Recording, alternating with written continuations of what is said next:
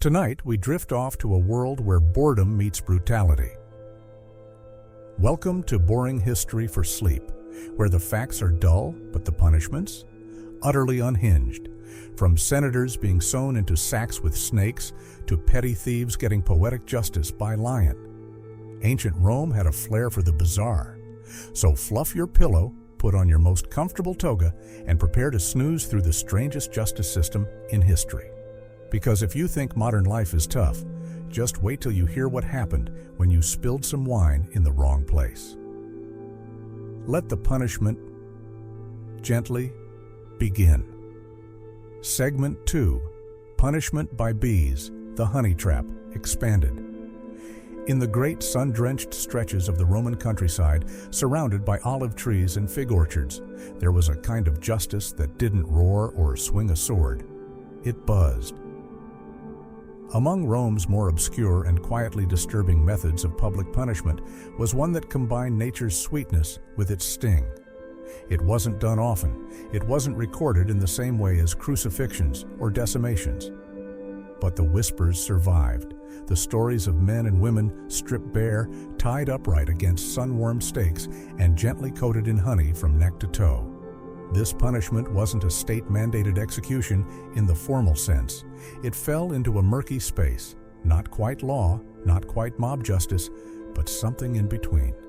A kind of performance, a ritual of shame and suffering that required no sword, no judge, no emperor's decree. It often began with the crowd. A small gathering at first, neighbors, traders, a passing priest perhaps, all drawn by the smell of fermenting fruit and the murmured rumors that someone, somewhere, had spoken too freely. The usual targets were not assassins or traitors, but people who had insulted a local magistrate, mocked a religious rite, or simply made themselves inconvenient to someone more powerful. Blasphemers, satirists, and scandal-tellers. Sometimes a poet whose verses bit too hard. Other times, just a man who spoke too loudly at the wrong dinner party. There were no whips, no chains, just honey. Golden, thick, and slow. Applied by hand or brush with unsettling gentleness. It began at the collarbones and rolled downward like amber tears, pooling in the hollows of the chest, sticking to the elbows, gluing the knees.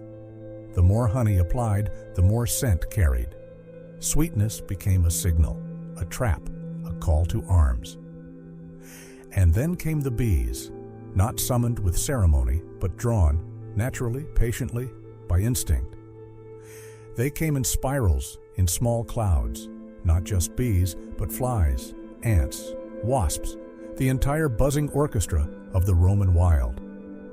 Tiny agents of judgment, wearing wings instead of robes. At first, the punished felt only warmth, the sun baking the honey into their skin. Then, the feet of the first scouts, the cautious landings on shoulders, thighs, lips, a tickle, a crawling shiver. And then the stings. Quick, hot, and sharp, not meant to kill, just enough to remind. This was not execution, it was humiliation, a punishment of duration, not destination. The goal wasn't death, but endurance, to leave the punished standing, raw and blistered, with their pride dissolved like sugar in wine. It was a slow unraveling of ego. Spectators did not cheer, they whispered. Children were told not to look, yet peeked between fingers.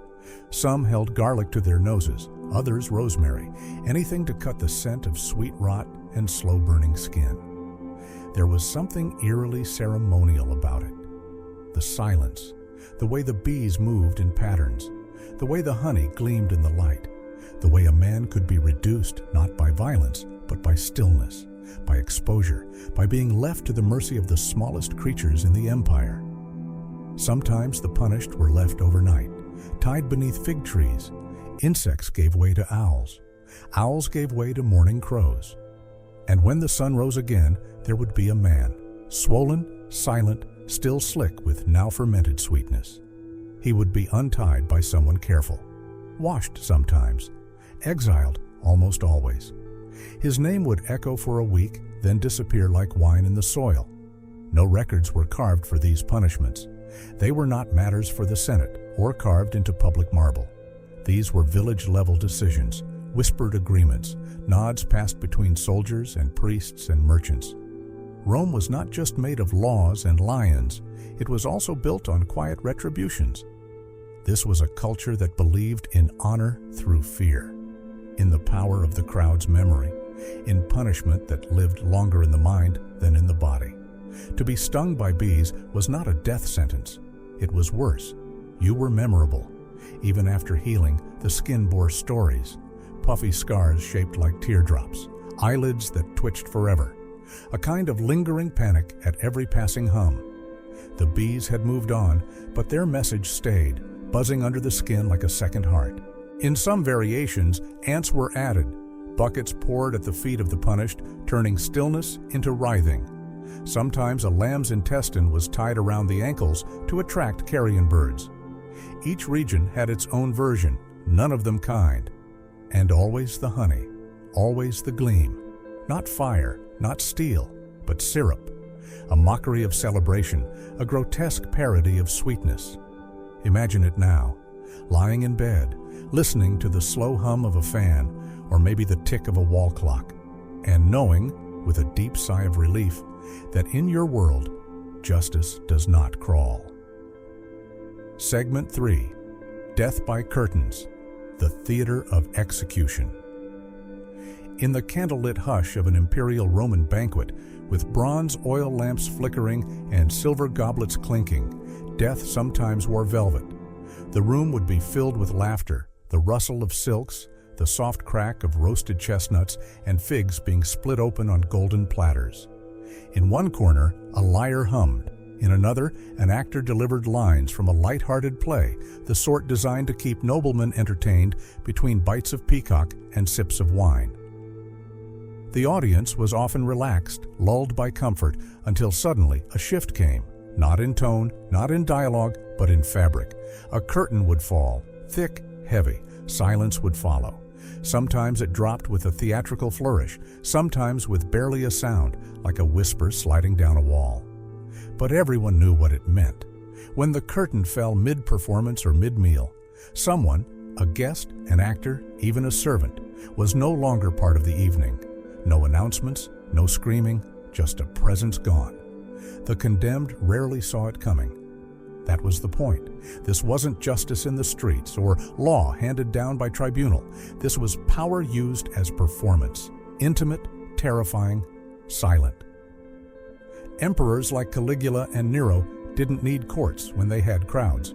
They understood that real fear wasn't in being punished, it was in not knowing when you might be. And so, the curtain became a symbol more chilling than any blade. It didn't just end a scene, it ended a life. Perhaps the person had offended with a glance too bold or a joke told last week that had finally reached imperial ears. Perhaps they had done nothing at all, and their death served only as a reminder that no one, no matter how well-dressed or well-liked, was beyond removal. The body was often taken backstage, strangled, poisoned, cut, but it wasn't the method that mattered. It was the erasure. One moment, someone laughed. The next, they were memory. And the performance continued. The food was served again. The lyre picked up its melody. It was understood that showing fear would not save you. Best to drink and nod and act as though the curtain had always been meant to fall. For actors, too, the risk was ever present. One misplaced line, one improvisation too daring, and they might vanish before intermission. Scripts were treated like sacred documents, not for fear of spoiling the plot, but for fear of misstepping into punishment. In time, the curtain became its own character in Roman life. It hung not just in theaters, but in the minds of the elite, a hovering threat wrapped in silk. There were nights when it fell and no one died, when it was just a pause for effect. But even that was a performance within a performance, a reminder that mercy was indistinguishable from menace. And so, guests learned to sip slowly, laugh lightly, and never draw too much attention. Better to stay in the wings than become the show. Now, in the quiet of your modern bed, with no silk curtains hovering above and no emperor watching from the shadows, you can let your breath settle. You're not part of a performance. You're not waiting for velvet to fall. You are far from that ancient world of tension and spectacle. Your curtain is not a sentence, it is sanctuary. Close your eyes, let it drift down gently in your mind, and rest in the safety that your life is not theater. The show is over. You are free to sleep. Segment 4. Public Punishment by Urine, the Tax of Shame. There is a particular kind of punishment that does not draw blood, does not break bones, and yet lingers longer than any wound. It's the punishment of disgrace, soaked not in violence, but in smell. In the heart of ancient Rome, where laws reached into every corner of life, even human waste was not exempt from imperial oversight. Urine, oddly enough, had value. It was collected and taxed, used in the cleaning of cloth, the bleaching of wool, and in the chemical preparation of leather. This meant that while patricians reclined on marble benches discussing politics and poetry, someone else, often someone disgraced, stood knee-deep in public vats of foul-smelling liquid, collecting what others discarded. It wasn't just labor, it was a sentence. A man might have stolen or lied, or simply insulted the wrong official, and now his punishment was not prison or exile, but visibility in filth. There, in full view of passing citizens, he dipped clay pots into sloshing tubs, eyes lowered, skin pale from the ammonia fumes that clung to every breath. Passers-by did not need a sign to know he had fallen. The stench alone told the story. It was punishment layered in humiliation, designed to make the offender carry not just the task, but the message of unworthiness. This was a society where status could be read in scent. The rich smelled of wine and cedar oil, the punished reeked of gutters and shame. Unlike other forms of correction, this one did not involve whips or shackles. It was economic and symbolic, a form of legal ritual that turned bodily waste into social branding. And while some penalties ended when the punishment was done, this one lingered long after. The smell did not wash off easily. It settled into the folds of tunics, into the pores, into reputation.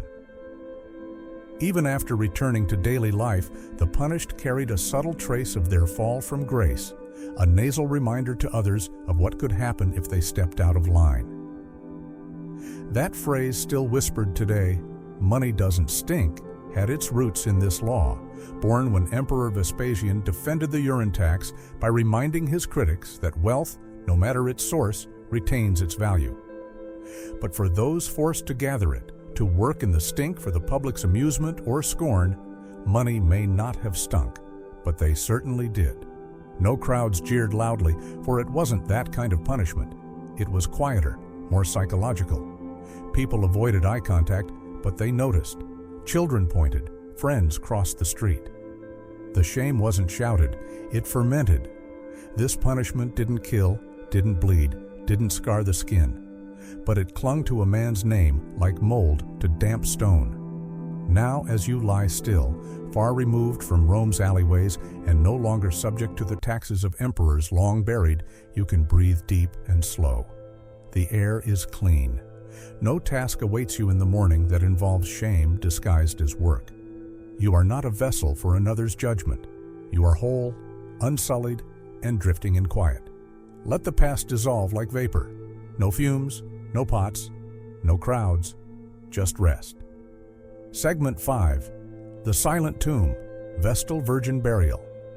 In the solemn heart of ancient Rome, behind temple walls carved with symbols no one dared question, there existed a silence far heavier than any scream. It was the silence reserved for betrayal wrapped in holiness, for justice that wore the mask of ritual and the weight of eternity. The Vestal Virgins, chosen in childhood and sworn to serve Vesta, goddess of the hearth, held a role more sacred than senators, more fragile than flame. For 30 years, they were to remain untouched, both physically and spiritually, embodying Rome's purity, its protection, its invisible thread between gods and people. But should one of them falter, should love or desire find its way past temple stone and into her heart, the consequence was not a public outcry or execution. No blade, no pyre. Instead, she was led beneath the earth, not by force, but by ceremony. Draped in white, Face still, she walked to her living grave accompanied by silent priests and sorrowful prayers, though none dared speak her name aloud once the ritual had begun. There, deep beneath the surface in a prepared chamber, more tomb than cell, she was given a bed, a lamp, a loaf of bread, and a single jug of water. Not enough to live forever, just enough to pretend it wasn't murder. Because Rome, for all its might, refused to admit it could kill a priestess. Instead, they handed her to the earth and let time, darkness, and divinity do what men would not. Above ground, the entrance was sealed. No markers, no mourning, just stone pressed into place like an unsaid sentence. The city did not shout, did not gather, did not watch. In fact, the city pretended nothing had happened. The crime was too sacred, the punishment too final. To speak of it afterward was to invite misfortune, or worse, divine notice. And so the silence continued, not just below the earth, but above it.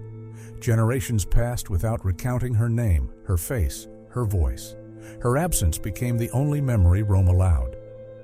This punishment was not meant to terrorize the masses. It wasn't for fear, it was for reverence. The kind of reverence that chills more deeply than rage. A silence that echoes longer than screams. As you lie here now in your warm bed above ground, beneath no temple and watched by no altar, you can feel how far away that world is. No one holds your fate in candlelit ceremonies. No silence awaits you with stone walls. The only quiet you need now is the peaceful kind, the hush of night, the slowing breath of rest, the steady drift of dreams. Let the past remain beneath the soil where it belongs and feel the safety of your present, untouched, unburied, and free. Sleep now. The silence is yours to keep, not theirs to give. Segment 6. Public Nose Cutting. Punishment for adultery. In the sprawling streets of ancient Rome, where faces told stories as clearly as words, a punishment more brutal than any sword or chain was etched directly upon the flesh. An act that reached beyond pain to sever a person's very identity. When adultery was uncovered, the law could be swift and merciless, but it was not always death that awaited the guilty. For women in particular, the price of betrayal was often written on their faces in the most public, permanent way: the cutting of the nose. This was not just a punishment of flesh, but a sentence of social death. The nose, proud and central to one's visage, was considered the marker of dignity and status, the bridge between eyes and mouth, between recognition and rejection. To lose it was to lose one's place in the world. The act itself was gruesome, a sharp blade, a quick cut, and a stream of blood where beauty once reigned. But the lasting wound was in the eyes of society. No longer could the woman walk unnoticed. She became a living emblem of shame, her altered face a constant reminder of sin. Neighbors whispered behind cupped hands. Friends averted their gaze. Suitors disappeared like shadows at dusk. This punishment was designed not only to hurt, but to exile, to make the offender invisible in social spheres where visibility was survival. Roman culture, with all its emphasis on appearance and honor, folded morality into beauty, demanding a harsh price for those who dared break its sacred laws. The mutilated nose was a brand, a warning, a mark that separated the fallen from the free. Men might escape with fines or exile, but women bore the scars forever, walking through crowded forums and market squares with faces changed not just by blade, but by judgment. It was a stark reminder that in Rome, the body was a canvas of the soul, and sin carved its signature with cruel precision. Now, as you rest in the quiet of your room, far from the crowded stones and whispered condemnations, you carry none of those marks. Your face, your identity, remain whole, and yours alone. Let the ancient streets and their harsh laws fade into darkness, and breathe deeply, letting peace wash over you like a gentle tide. You are free from judgment, untouched by past cruelty, and safe in this moment of stillness. Close your eyes and drift away from those harsh punishments into restful sleep. Segment 7. Execution by artistic irony. The painted coffin. In the grand houses of Rome's elite, where marble pillars caught the sun and frescoes told stories of gods and heroes, death sometimes came cloaked in cruel artistry, an execution wrapped in paradox and painted in vibrant color. Certain nobles, sentenced not just to die but to be remembered, faced a unique torment. Their final resting place became a stage for both beauty and horror. Before the fatal moment, artisans would adorn their coffins with vivid murals, scenes of paradise where the condemned would never tread, lush gardens, serene rivers, and eternal feasts beneath golden skies. These images were painstakingly crafted, each brushstroke a haunting reminder of the life denied. To look upon these painted coffins was to witness justice steeped in irony, where the condemned was both honored and mocked, celebrated in death with images of bliss they could only imagine but never reach. The artistry served as a prophecy and a punishment intertwined, suggesting that while their bodies would soon return to dust, their souls might forever wander in yearning for a peace painted but never lived. This poetic cruelty transformed death into a spectacle, a canvas where power and fate played their final game. The noble's last breath was held beneath a vivid illusion, a kaleidoscope of color that mocked the silence to come. It was as if the painters whispered, "Look closely. This is where you will never go." In those painted coffins, the grandeur of life was sealed with the finality of mortality, an eternal paradox inscribed in oil and pigment. Such executions blurred the line between punishment and memorial, turning death into art and justice into a cruel joke only the condemned could truly feel.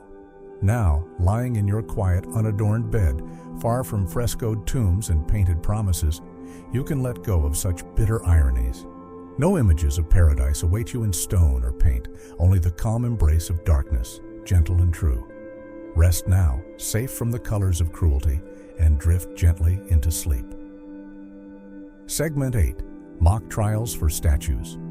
Posthumous Justice. In the corridors of Roman power, where marble and law intertwined, justice sometimes transcended flesh and blood, reaching into the realm of stone and shadow.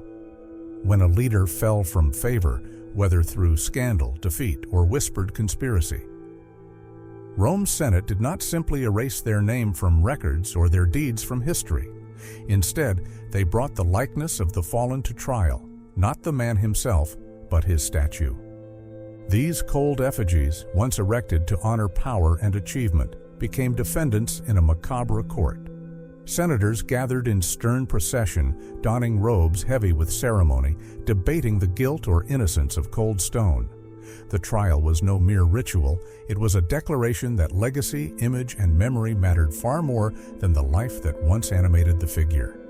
If found guilty, the statue suffered punishments as brutal as any man's.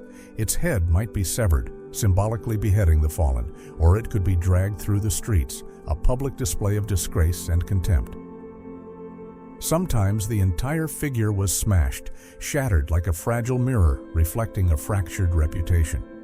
This obsession with posthumous justice revealed Rome's deep fear of ghosts, not the spirits of the dead, but the lingering shadows of power unchecked, the specters of betrayal and forgotten debts. The Senate's chambers echoed more with debates over marble effigies than with laws to protect the living. It was a justice system devoted to erasing memory, to controlling history itself by destroying stone. The ritual was part vengeance, part spectacle, and entirely a demonstration of control, showing that even in death, no one was beyond judgment. As you rest now, far removed from marble courts and cold statues condemned to silence, you can let this world fade like a stone worn smooth by time. Your peace is unjudged, your legacy untouched by the chisel of fate. Breathe deeply and let the silence cradle you gently. The stones have fallen silent. The trial is over. Sleep, free and unburdened, awaits. Segment 9. Banishment to Tiny Islands. Exile by isolation. In the vast expanse of the Roman world, punishment often meant more than mere physical suffering. It could be a sentence to oblivion, an erasure not by death, but by exile so absolute it swallowed a person whole. Instead of facing the sword or the chains, some condemned souls found themselves cast away to the edge of existence, sent not just away, but to desolate, barren islands scattered like forgotten bones across the sea. These were not places of refuge or resupply. There were no ships to bring food, no friendly faces to offer aid, only jagged rocks, the cold salt wind, and the endless, unyielding passage of time. For those marked as failed conspirators, unwanted heirs, or nobles whose tongues had grown too sharp with gossip, banishment to these tiny islands was a punishment of slow disappearance. There, surrounded by water but cut off from all human touch, the exiles faced a loneliness so profound it became a slow, grinding force against their sense of self. No cries for help would reach Rome's ears. No pleas would soften the hearts of senators or emperors. The world moved on while they were left to fade, their names and deeds slowly sinking beneath the waves of memory. This was a sentence not to end life outright, but to erase it, bit by bit, moment by moment, until the exiled became shadows, whispers lost in the ocean breeze. The punishment was in being forgotten, in watching the bustling world continue without notice of their absence. For the Romans, death was sometimes too swift, too merciful. Banishment was a more exquisite torment. Death stretched over endless days of silence. As you lie here, surrounded by warmth and quiet, far from islands where time devours hope, you can let go of the fear of disappearance. You are remembered, you are present, and you are safe. Let the sound of the sea in those distant places fade, replaced by the gentle rhythm of your own breath. Rest now in the comfort of connection and drift slowly, softly, into sleep. Segment 10. Forced Name Change. Erasure as Punishment. In ancient Rome, identity was everything. More than just a name, it was a symbol of existence, honor, and legacy. To be stripped of that identity was to be cast into a void darker than any prison or execution. Some unlucky souls were forced to adopt names designed to humiliate, cruel labels that clung to them like chains of shame, marking them publicly as disgraced and unworthy. Worse still was the terrifying sentence known as damnatio memoriae, the official erasure of a person's very name from the records of Rome. To have your name wiped away was to be declared dead in the eyes of history, banished from memory itself. Statues were toppled, inscriptions chiseled clean, letters burned, and mentions removed as if the person had never lived. This was a punishment that transcended death, because while death ends life, forgetting ends meaning. Friends, family, even strangers would come to ask, who was he? But there would be no answer, no story to tell, no trace left to find. Rome's justice was a force that wielded memory like a sword, deciding who deserved to be remembered and who must be erased, silenced forever by absence. It was a power that reached far beyond the body, cutting deep into the soul and the very fabric of history. And as you rest now, safe and remembered, let this ancient fear fade away, for your name, your story, and your presence remain untouchable. Breathe in peace, breathe out all shadows, and let sleep carry you gently beyond the need for memory or forgetting. Segment 11. Execution by Mirror. A Narcissist's End.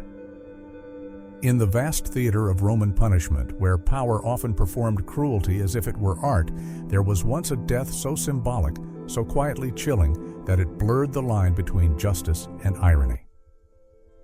It was not a spectacle held in a coliseum, nor a sentence shouted by a crowd, but something far more intimate and sinister. This punishment was reserved for a man who loved no one more than himself, an advisor to an emperor, not remembered for bold strategy or civic wisdom, but for his obsession with his own beauty. He polished his bronze mirrors more often than he polished policies, grooming his hair like a statue and studying the angles of his own face with the kind of reverence others reserved for gods. He was known to delay meetings simply because a curl in his hair wouldn't settle properly. It was said he spoke to his reflection more than he spoke to people. But Rome, a city that respected discipline above all, had little patience for vanity left unchecked. especially when that vanity began to influence power. And so, when his political usefulness faded and his arrogance became unbearable even to the imperial court, they didn't just dispose of him. They designed his end like a cruel riddle, turning his greatest love, his own image, into the stage of his demise. The sentence was delivered in silence. No grand decree, no parade of guards, just a dimly lit chamber, walls lined with dull bronze, and at its center, one mirror, polished until it shone like the surface of still water.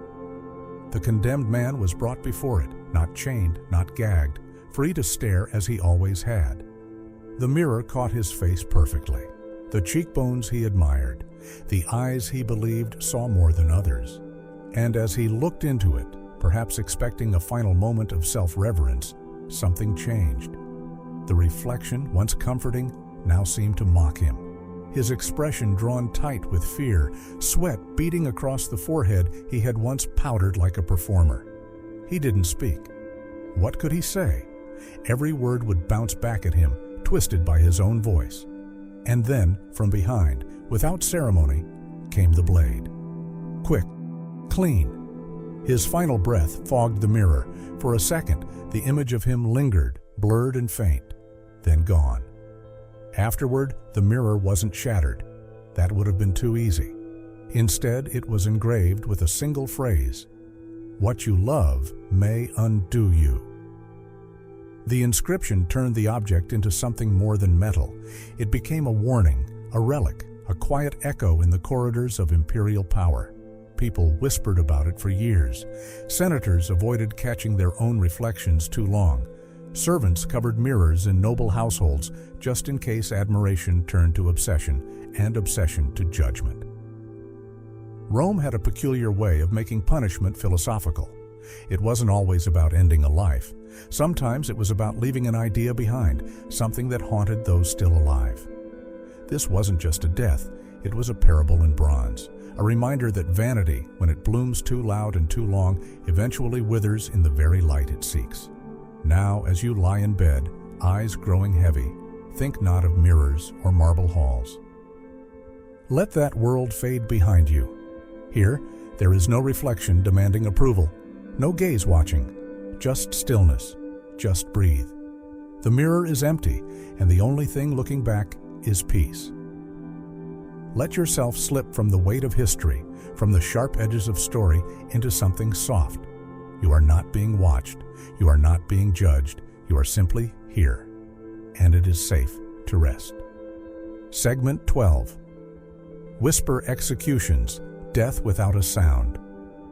In the heart of the Roman world, so often loud with marching boots, public trials, and roaring crowds, there existed a kind of punishment so quiet, so invisible, that it seemed almost un-Roman. These were not the deaths of drama, with lions or blades or blood-stained arenas. Number these were the whisper executions, deaths carried out with such stillness that they felt more like disappearances than sentences. When certain traitors, conspirators, or disgraced nobles were deemed too shameful for spectacle, they were chosen for this peculiar erasure. Their names were not called out, their crimes were not listed, and when the end came, it came in silence. Guards assigned to the task were instructed not to speak a word, not to comfort, not to accuse, not even to look with pity. There were no drums, no rituals, just a dim corridor, a closed room, a stillness so complete it pressed against the skin like cold breath. The condemned might have walked the path themselves without chains, knowing no voice would rise to interrupt their final steps. There were no final meals, no last statements, no gasps from the crowd, because there was no crowd. That was the punishment, the complete absence of witness. To be executed in silence in ancient Rome was more than a death. It was a deletion. It was to pass from the world without imprint. The state didn't need your blood, just your absence. The only thing that marked the event was the heavy hush that followed. It lingered not because people didn't know, but because they were told not to ask. No mourning, no eulogy, no grave etched with your name. The death was not only quiet, it was forbidden to echo. And so, for some, silence became the most terrifying punishment of all. Not pain, not suffering, but vanishing with no trace, no echo, no story. Even the birds outside the execution hall were said to fall silent, as if the world itself participated in the denial of your existence. What cruelty to live a life in the heart of the empire, only to leave it like a breath held too long, released, unnoticed. Tonight, though, your breath is safe. Your story is still being told. You are here, not hidden. You are heard, not erased. There are no silent walls closing in, no unseen hands waiting to strike. Only this soft, gentle quiet, the kind that comforts, not condemns. Let it wrap around you like a warm shroud of peace. Let it soothe you, not still you.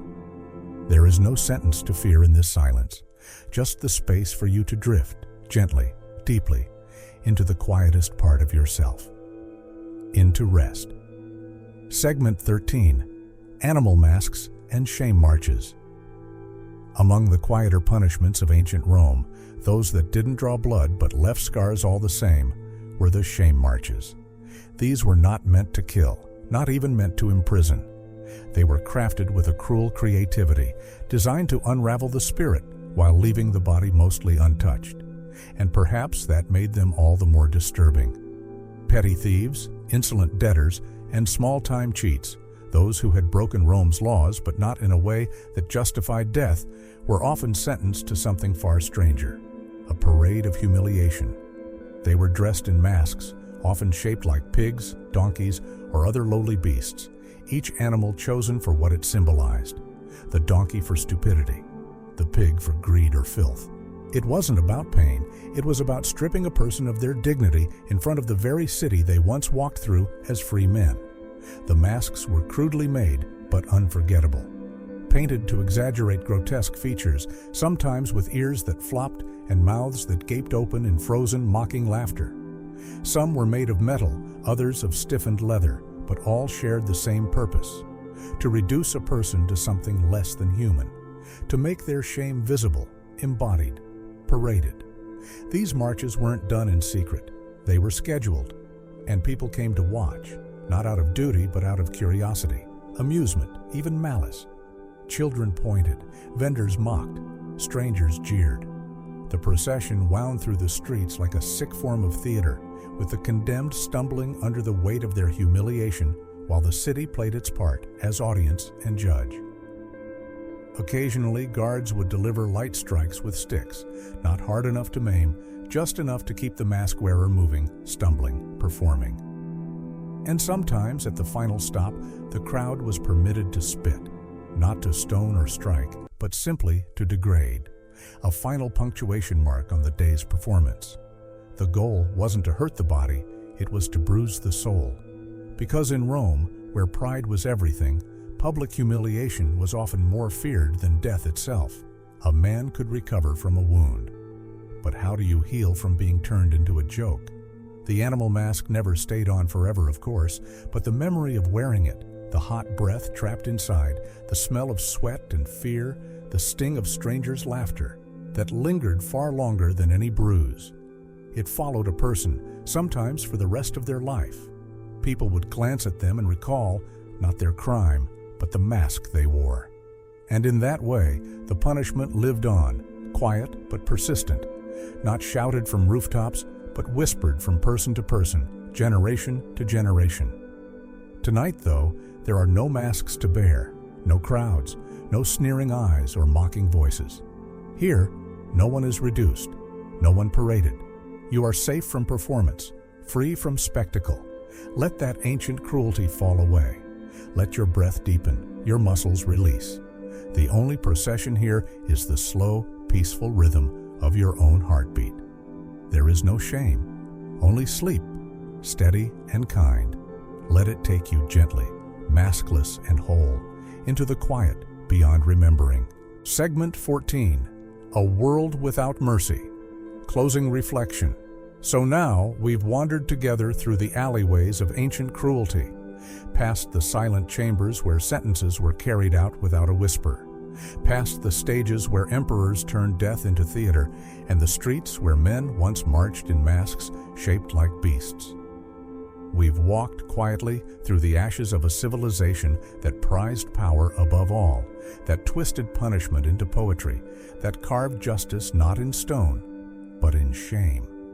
And yet, as strange as it all sounds, this was their normal. Rome did not see its punishments as brutal. It saw them as symbolic, necessary, almost sacred. Pain was not just pain, it was a message. Silence wasn't absence, it was a tool. A man's nose could be cut off, not simply to hurt him, but to show others what betrayal looked like. A name could be erased from history, not because it was forgotten, but because forgetting was the punishment. Even beauty could be used against you, turned into a mirror that watched you die.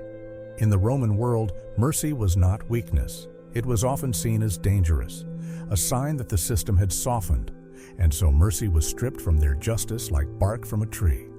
They prided themselves on being rational, orderly, civilized, and yet they fed people to animals. They buried women alive in silence. They turned art, masks, urine, and even honey into weapons of the state. But tonight, in your world, in your bed, all of that is far behind you. The torch-lit halls of judgment are dark now. The crowds have gone. The echo of sandals on marble has quieted. You're not being watched, weighed, or tested. You're not on display. There are no masks, no verdicts, no strange laws hanging over your head like swords. Tonight, you live in a world where softness is not a sin, where mercy exists not just in the courts, but in the quiet moments you give yourself, like this one. Where your body lies still, your mind slowly drifts, and the cruel curiosities of history become nothing more than fading stories. Let those stories fall away now.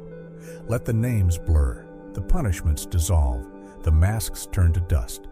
Let the silence around you be gentle, not the kind that hides a sentence, but the kind that offers rest. Let your breath move slow and steady, like the tide against an old forgotten shore. You are not in Rome. You are not on trial. You are safe. You are here. And here, sleep is the only sentence you'll ever need. Segment 15. Whispers of the Unpunished. Crimes that slip through. In a world so obsessed with spectacle, where punishment came with parades, masks, mutilation, and silence so heavy it suffocated, it's easy to believe that Rome punished every sin, that every crime had its show, every betrayal, its blood price. But behind the marble columns, beneath the weighty language of law and order, there were cracks. And through those cracks, some things slipped, quietly, cleanly, without consequence. In the shadowed corners of Roman power, not every wrong was righted. Some were simply unseen, or worse, deliberately ignored. Not every poison had a trial, not every dagger met with justice. There were men and women so entwined in Rome's hierarchy, so cloaked in gold, lineage, or strategic favor, that justice dared not knock on their doors. Crimes committed with a smile and a bribe. Crimes carried out not in the chaos of back alleys, but at banquets, during whispered toasts or games of politics played behind locked doors. Murders that came disguised as illness. Betrayals that were papered over with gifts.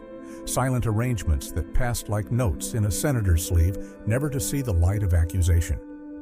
Rome had its codes, yes, but it also had its exceptions. And exceptions, like shadows, stretch long at sunset. There were rumors, always. A senator's rival found dead after an unexpected illness, too sudden, too convenient. A political upstart whose wife drank wine laced with something sweet and sharp, never proven, never investigated. Servants who vanished after witnessing too much. Slaves who were traded not for coin, but for their silence. The law was loud for the poor, but curiously quiet when gold changed hands. If the public spectacle of justice was a theater, then backstage was another world entirely. One where secrets ruled and guilt was a matter of perspective. Even the instruments of deception were beautiful. Rings fitted with tiny compartments, just enough to hold a drop of poison. Letters burned before sunrise. Bribes folded into loaves of bread and passed to guards. A cup of wine handed off with a look that said everything. And if something went wrong, If the death was too obvious, if a witness refused to be silenced, there were ways to make them vanish too. Exile, blackmail. Quiet assassins paid not in denarii, but in favors that could never be spoken of. The truth in such cases was rarely written down. It passed through Rome like smoke, present, persistent, impossible to catch. The people knew. Of course they knew. Whispers moved faster than law. The baker heard it from the stable boy. The stable boy heard it from a freedman who once served wine in the house of a governor. Everyone knew someone who vanished. The streets hummed with what could not be proven, and though no official record would ever bear the name of the true culprit, those with eyes to see and ears to listen understood. Power did not always protect the innocent. Often it insulated the guilty. In a strange way, these unpunished crimes were part of the fabric of Roman life. Everyone pretended the system worked perfectly. But just beneath the surface, everyone also understood that justice had a hierarchy. It wore a blindfold, yes, but only when it was convenient, when it served the state, when it kept the peace, or preserved the image of control. Rome could be brutal, yes, but when brutality threatened its own reflection, it looked away. It's ironic, isn't it? That in a world where cruelty was a performance, mercy often came not from compassion, but from corruption. The softest sentences were bought, not earned. The harshest were handed to those without friends. You could be executed for stealing bread, but not for poisoning a political rival if you were clever. You could be paraded in an animal mask for insulting a noble, but not for arranging his downfall from behind the scenes if you did it with style. So we end not with a scream or a spectacle, but with a question, one that lingers softly, like smoke curling from the end of a candle. What wasn't punished in ancient Rome? What truths were buried, not beneath stone, but beneath silence?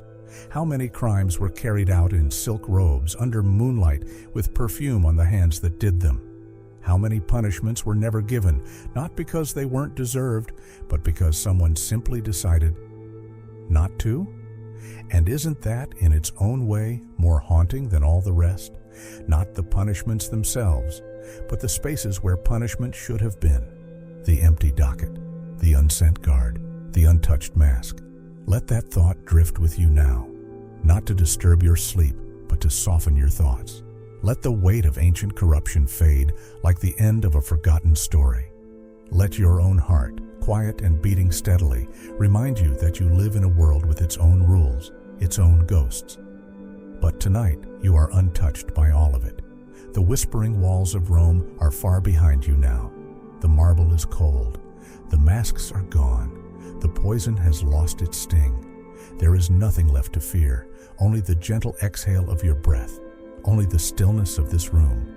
The stories may have been dark, but the night is kind. And now, our torch-lit tour through the strange chambers of Roman justice comes to an end. The iron gates creak closed. The masks, the mirrors, the silences all return to the dust they came from. You've seen their world, not just the executions and the exile, not just the noses severed or the names erased, but the way a civilization once tied its soul to punishment, like a string around a finger, always reminding itself to never forget who held the power. And yet, as the night folds itself around you now, it's almost hard to believe it was real, isn't it? That these were the same people who built aqueducts and temples, who carved gods from marble and debated philosophy in forums. That in the same breath they admired beauty, they branded shame. That in the same hands they cradled scrolls, they also held chains. You don't live in their world. You are not bound by their punishments, their parades of shame, their judgments passed by torchlight. No curtain will drop on you tonight. No masked crowd waits to sneer. No emperor's nod will decide your fate before sleep. You are not on trial here. You are not in the forum. You are not in chains. You are home, and that may be the greatest contrast of all. Because where once men drifted to sleep fearing exile, or silence, or being buried with a single flickering lamp, tonight all you face is your own pillow. A soft one, not made of stone, not given to you by decree, not taxed by the state. Yours, chosen, fluffed, trusted. It's odd, isn't it? To think how sleep itself was once interrupted by power, dreams made unsafe by verdicts, rest poisoned by whispers. In ancient Rome, night wasn't always a time of peace. For many, it was when justice came calling, quiet feet on mosaic floors, shadows on the wall, the cold touch of law at your throat before the first rooster crowed. But here, in this moment, in this century, you are free to close your eyes without consequence, without review. No one tallies your sins before you sleep. No one gathers around your bed to decide if you've lived well enough for dreams. The only judgment that matters is your own decision to rest, to breathe slowly, to release the weight of the day like armor, unclasped and set gently aside. In Rome, even the afterlife came with politics. Souls judged, fates etched in myth. But here, tonight, the only place you need to travel is inward, down, deep, past thought, past worry, into that warm, wordless place where even history cannot follow. Let yourself marvel for a moment, not fearfully but curiously, at just how strange their world was. They twisted justice into performance. They sculpted punishments with the same care as they sculpted statues. Every wound had a message. Every silence had a meaning. Even death was poetic, ironic, ceremonial, and at times almost theatrical. But justice, when stretched so far, bends, and tonight you can set it down entirely. No irony, no cruelty, just rest.